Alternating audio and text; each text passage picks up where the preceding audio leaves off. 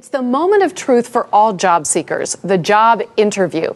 But as the folks at CareerBuilder.com found out, candidates will often blow their chances with unnecessary and sometimes outrageous mistakes.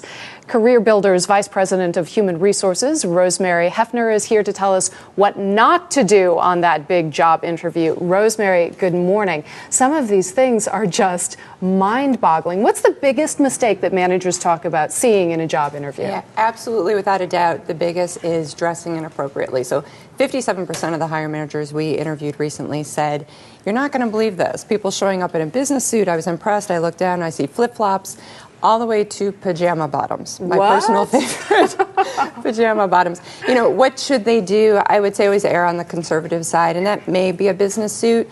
But ultimately, the environment you're interviewing with, what is their dress code, what's normal for them, make sure you check that out before you show up. You just want to make sure you're showing the hiring manager, you know, you take the job seriously, and how you're dressing is going to show that. And the second big mistake is asking personal questions. What kinds of things do people ask in an interview, and what's appropriate?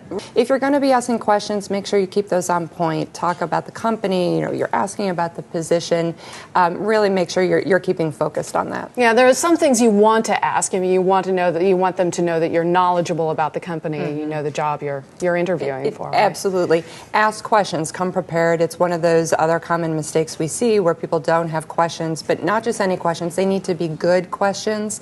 Where's the job going to be taking me in 5 years? What are your competitors up to? Look intelligent about the opportunity. And what about if you have something on your resume or in your job history that maybe isn't so positive?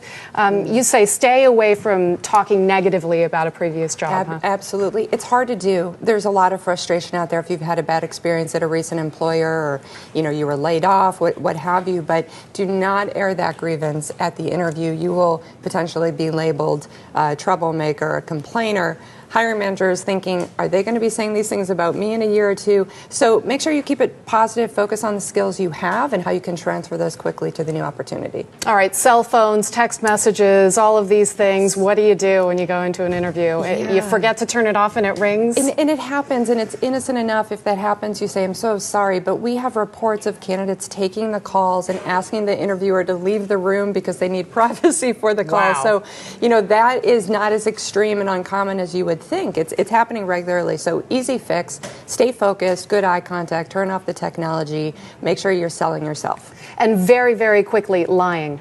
Lying, don't do it. Honesty is the best policy. Just don't do it. If you don't know the all. answer, just say no. Say you don't have it and you're going to get back in touch with them. You have the upper hand then, because you can contact them after the interview and make sure you're top of mind when they're making their final selection. Okay, Rosemary Hefner, thank you so much for coming in. Good advice.